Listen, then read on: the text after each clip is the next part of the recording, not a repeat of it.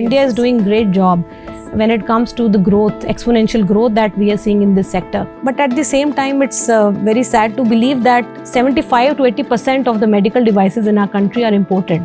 So that is the real problem that we are trying to solve.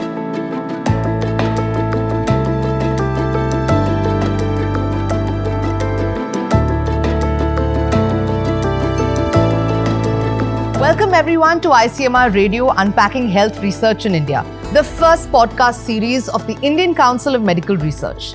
Through this podcast, you'll hear from ICMR's leading scientists and researchers as they break down and simplify their latest technological and health research breakthroughs for us all. Now, today's episode focuses on a path-breaking initiative in public health research recently launched by ICMR in partnership with Niti Aayog and the Central Drugs Standard Control Organization, MedTech Mitra.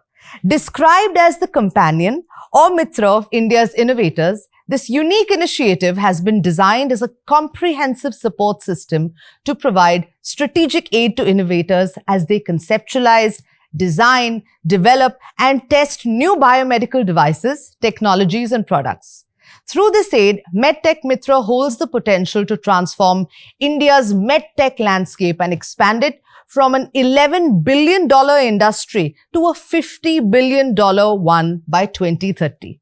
To delve into this novel initiative, we have with us a special guest, Dr. Suchita Markan, who serves as a Scientist E in ICMR and is the Mission in Charge Medical Device and Diagnostics Mission Secretariat within the Council. Now, this body is responsible for supporting and promoting the development of medical devices.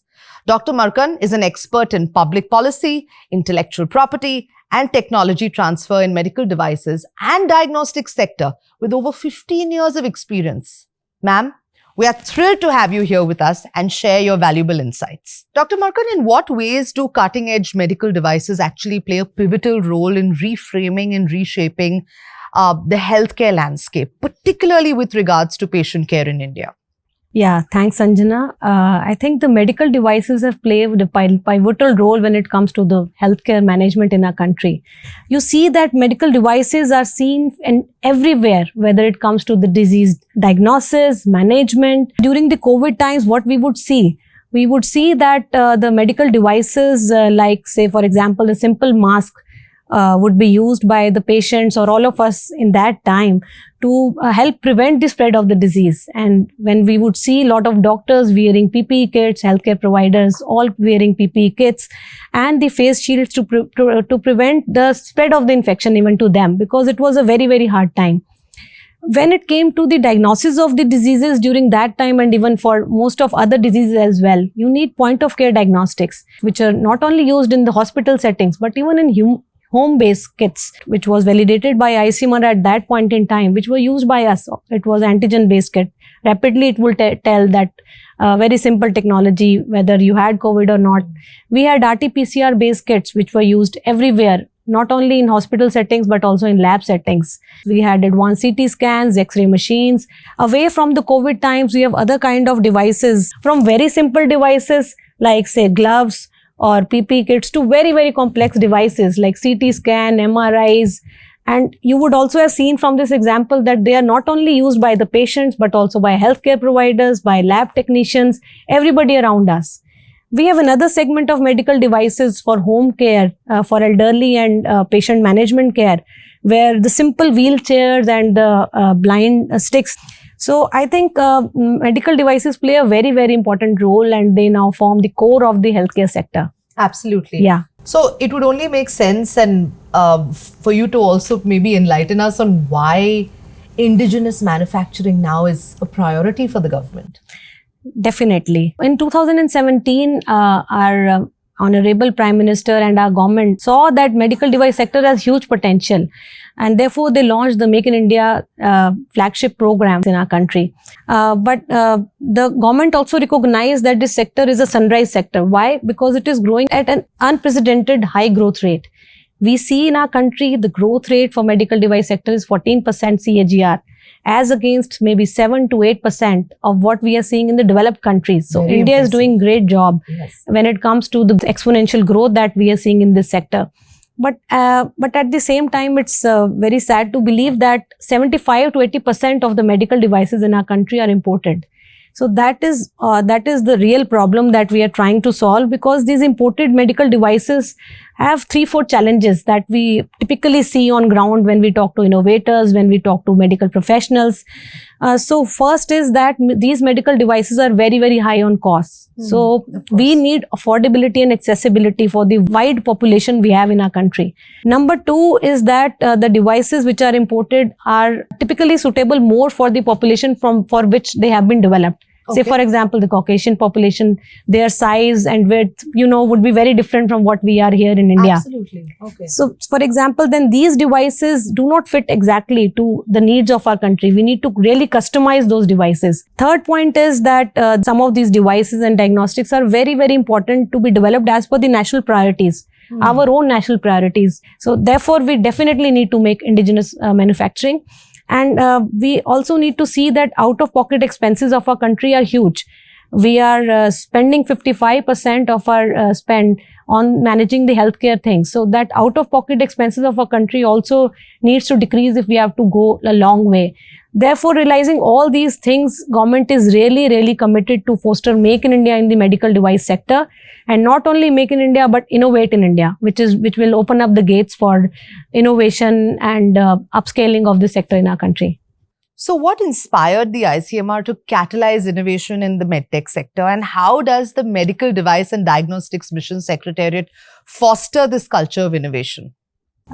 We know that ICMR has been a pioneer in the biomedical research since 100 plus years. It has been working to develop various kind of biomedical innovations, be it devices, diagnostics, therapeutics, vaccines. But we have been working to develop those devices as per the needs of the country. As you would remember, during the COVID times, we didn't have any indigenous diagnostic kit in our country, and we were relying totally on the imported kits.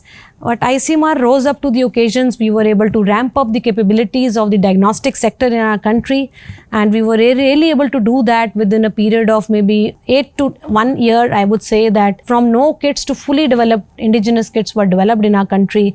They included the rapid antigen kits for self-help at home, to advanced RT-PCR kits which would be used by the hospital care. One test which costed us around 1500 rupees per test, we were able to bring down the cost of one test to less than $1, rupees 50 per test. So that's the strength which ICMR has. We have been developing lot of diagnostics from time to time. But then ICMR thought that this sector really needed holistic hand-holding support, since this sector is very, very diverse.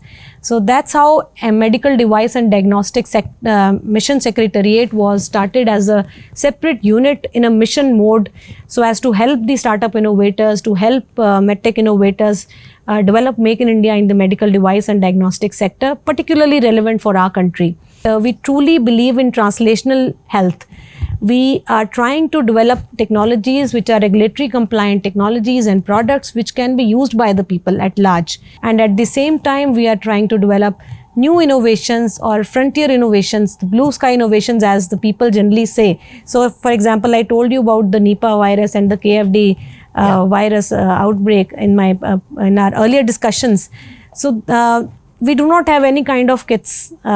Maybe we have now 1 or 2. So these kind of kits development for new technologies, new innovations may fall under the blue sky or new technologies, which are as per the requirements of our country, and some very, very high level technologies, say robotic arm, which is able to do something really new, which the earlier robotic arms are not able to do. The advanced technologies are the blue sky technologies. Those also we are trying to develop, the innovative technologies. Say, for example, we are trying to develop a microneedle based technology for vaccine delivery, which can be just put in an envelope and posted for vaccine delivery. They will be thermostable vaccines, and the vaccination will become very, very easy by people by themselves. They will be able to use it on your body and just press it, and the vaccine is delivered. So these are the kind of blue sky innovations which we are trying to address. And under MDMS, we realize that this sector really needs a multi-pronged approach. It is just not technology development which will help. you really need to have some enabling policies, right infrastructure in place which is suited for medical device innovation. You definitely need some great capacity building as well. So we are trying to work at all areas, of course under the broad umbrella of developing technologies which are aligned with the national health missions. There are 3-4 things which we keep in mind when we foster development of Make in India technologies in the medtech sector. First is we really believe in interdisciplinary skills for technology development. The medical doctors and engineers really need to work together if you really need to develop technologies which are good and are developed as per the unmet needs of the country, because doctors work on ground, they really know what are the things which are needed for appropriate patient care. Number 2 is we are trying to bring down the cost of technologies which are Make in India technologies, and as per the vision of our DG, we have kept our target to bring down the cost of technology which we are supporting under MDMS to at least 1/10 of the cost which we see right now. And third, we really want to make those technologies which can impact maximum people. The people at the bottom of the pyramid, considering our country is a huge population, 1.4 billion size, which is a very big number. So the technologies which can have impact on the PHC, the primary healthcare centers, the community healthcare centers, the PM Ayushman Bharat Health and Wellness Centers are the technologies which are priority to us. Say for example, if we have a screening device for eye screening, which can be used at the PHC level, and through telemedicine, it can go to an advanced center wherein we have an ophthalmologist sitting there and analyzing those tests, we can actually manage the preventable blindness. Similarly, another device which we are trying to develop is point of care diagnostics for liver and kidney function tests. These are also very, very important kits which our country needs indigenous capability and door-to-door monitoring so as to help the non-chronic devices to the rise of the non-chronic diseases which we are seeing nowadays. And a very important thing which we have tried to do under MDMS is we have set up centers of excellence at various IITs and ISCs. 13 of such centers we have created. Wow. 6 centers are for technology development and 7 centers we have now put up for validating those technologies for preclinical studies and clinical studies, and 47 of such technologies we have been able to provide support in a period of 3 years, because we were started in 2021 and we are just in 2024 now. And it's important to note that out of these 47 technologies, 14 have already received the test license and 1 has received the manufacturing license. That's excellent. And 15 patents also we have been able to grab within a period of 3 years. So that's the way we say we move in a mission mode. Absolutely, and really fostering that culture of innovation. So how would you say this idea of MedTech Mitra actually originated then? MedTech Mitra is a Mitra for all the innovators. Maybe we'll have to go way back in year 2017 when the Make in India initiative as the flagship initiative was launched by the Government of India. At the same time, interestingly, the medical device rules also came into picture in 2017. So this was the time before 2017, the medical devices in India were not regulated. Only handful of those devices were regulated. So this regulatory regime came into picture in 2017, and few years down the line in 2023, a paradigm shift had to come into the Indian medtech sector, because the medical device rules, the regulations were introduced in a phased manner, step by step, because the industry was not very ready.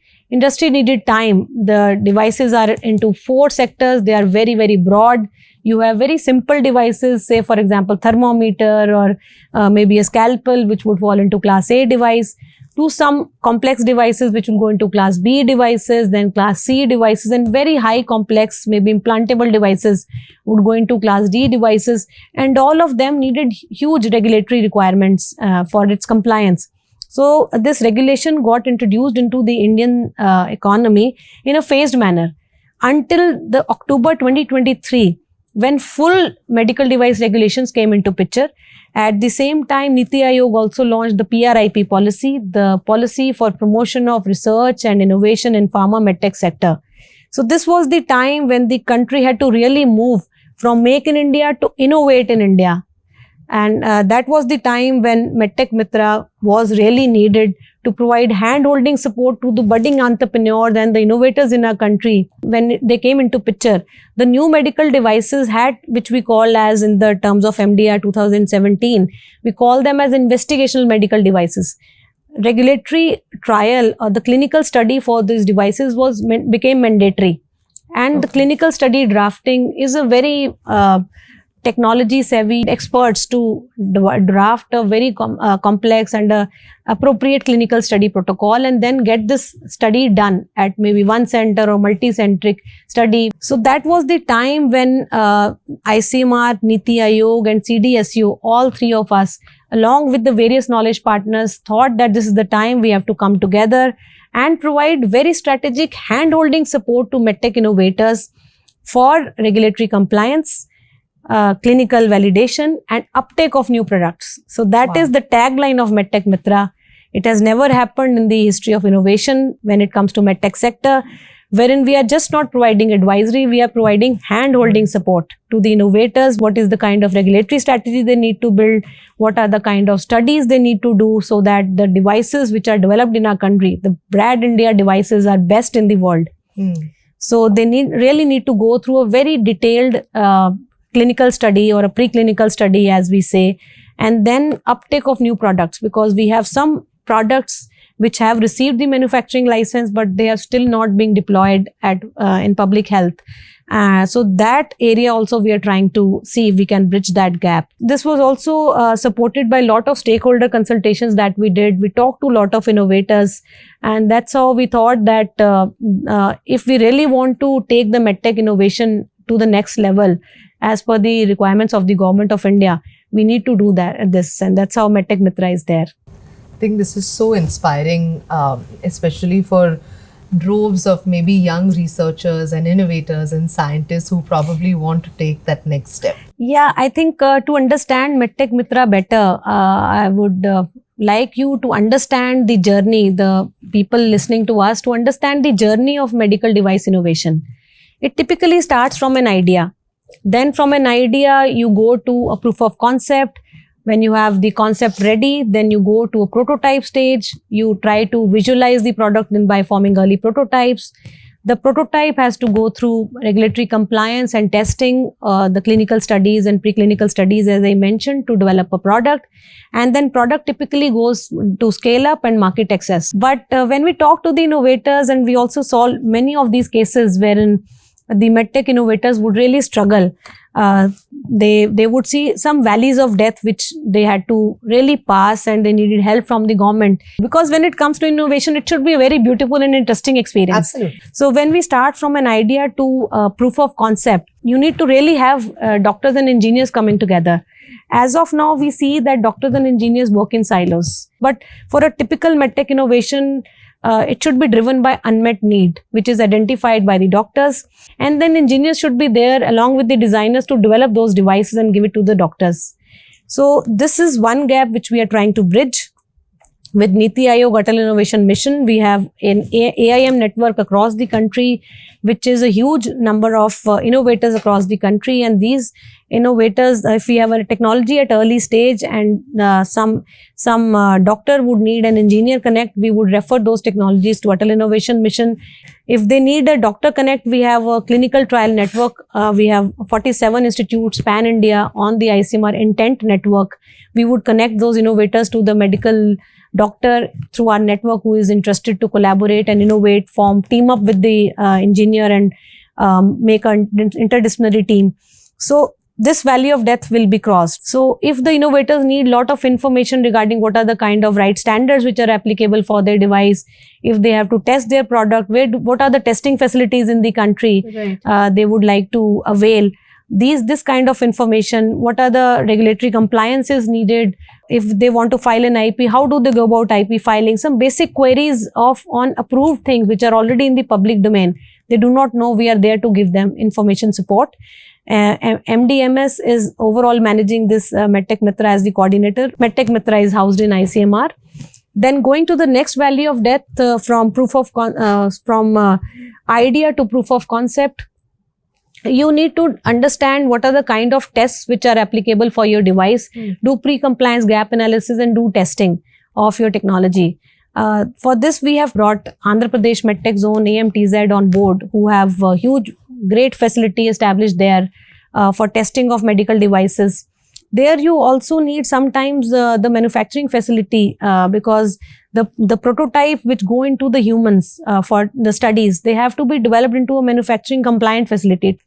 Coming from the prototype to the product stage is the real help which MedTech Mitra, as we say, hand-holding support which we are trying to give them. In the beginning of this story, you really need to know the regulatory strategy for your device. In which category this device will fall? Will it fall into a class A device or class B device or C or D device? You will be very surprised that some of the devices which are non-sterile and non-measuring device can just be registered. They can be registered and they fall into class A device, and straight away you can get a license from the CDSU. But innovators do not know this. So keeping the right regulatory strategy on board is very, very essential for innovators to move forward. We also have the Bureau of Indian Standards on board. They are the standard making body for the medtech sector. If it is an innovative device, they would right away take that technology for building standards if standards are not there. So for the innovator, now you have those standards in place. You also have pre-compliance gap analysis and testing done by the EMTZ. You know the regulatory strategy as an innovator, that what is the device category in which my device will fall. Now, if it is a new device, now it's the time to plan preclinical or clinical study as per the requirements of this very product. ICMR Intent Network team will be sitting with the innovators, helping them draft a clinical study protocol or a preclinical study protocol, and even help them do these studies. If it is the pilot study at one center or a multi-centric study, pivotal study as we call in the language of MDR 2017. If they have to do, we will handhold them, and the technologies which are aligned with the national health priorities, of course, are close to our heart. Yes. They will be preferred. Of course. Here also we are trying to create a bridge wherein the Department of Health Research does health technology assessment. It is a very unique task. Member Niti Aayog is the chair of that committee, which sits with the innovators and try to do cost effectiveness evaluation of those studies from public health perspective. And then we have a center for guidelines also set up in Department of Health Research. So if those devices for public adoption need some kind of hand-holding support for guidelines, then Center for Guidelines with work with them to develop guidelines so that no stone is left unturned for enabling the innovator start from conceptualization to commercialization and public health impact. So for all of our viewers and our audience who are watching and probably wondering and asking this question, what exactly is the process to avail the benefits of MedTech Mitra? It's a very, very simple process. The MedTech innovators just to log on to the MedTech Mitra webpage, which is housed in ICMR and being managed by MDMS. You just need to fill your basic information, tell us about your technology, your device, and what is the kind of query on which you would like MedTech Mitra to give you hand-holding support or maybe some kind of information or technical support. Immediately, once you fill that form, it will come to us and you will get an acknowledgement email immediately. We will give you a call and try to understand your query in greater detail. If we need any other information, we'll ask you additional information. And within a week or 2 weeks, we will set up your meeting with the whole bench of the partners and knowledge partners and the collaborators sitting together to give hand-holding support to the innovators. So that's the beauty of MedTech Mitra, that all the key partners as well as the collaborators along with some technical experts, we will be sitting together under one roof to try to address the query of the MedTech innovator. So that's how we really urge the MedTech innovators to come avail our services. We are really looking forward to be friends with you and help you unravel the next wave of innovation in our country. So, if you could give us a sense of some of the innovations or some of the kind of technologies that you are already seeing in MedTech Mitra. If I have to particularly tell you about one or two innovations, I would like to tell you. Recently, we had 2 rounds of discussions with a startup company housed in ISC Bangalore. and they are trying to develop an HPUS or high performance optical spectroscopy based sickle cell anemia detection kit, point of care diagnostic kit. And you might be aware that we have a national sickle cell elimination program launched by the Honorable Prime Minister, and this sickle cell problem is particularly more relevant to the tribal populations of our country. So this is an important priority for our countrymen. And this technology came to us, and they have received some kind of licenses from the CDSU. But ICMR MedTech Mitra is now committed to help them out to develop a clinical study protocol and even have this study done at multiple centers across the country. And following this, if the technology goes through the clinical studies that we undertake, we will be very happy to deploy this technology for National Health Program. That was pretty interesting. In fact, few days back we were sitting with these innovators. We had 2 rounds of discussions with them. Another interesting technology which comes to my mind is Cerebo. This is basically a handheld device for screening of the intracranial injuries. The big injuries, if they happen to a patient, we will run to the hospital and get every test done, whether it is a CT scan or MRI scan. But there are some traumatic brain injuries which are very minute, which are very small, and you will not be able to see anything happening, but some kind of bleeding might have happened within the brain, and this is the leading cause of disabilities or even deaths, and recognized by WHO as an important emergency. We should look into this. But the screening becomes difficult because huge big infrastructure like CT scan and MRIs are required as of now. Absolutely. If we have to look at these intracranial brain injuries. So this innovator has come out with the handheld device, which you just have to take in your hand and do the screening of your head, and you will be able to identify if there is any kind of brain injury.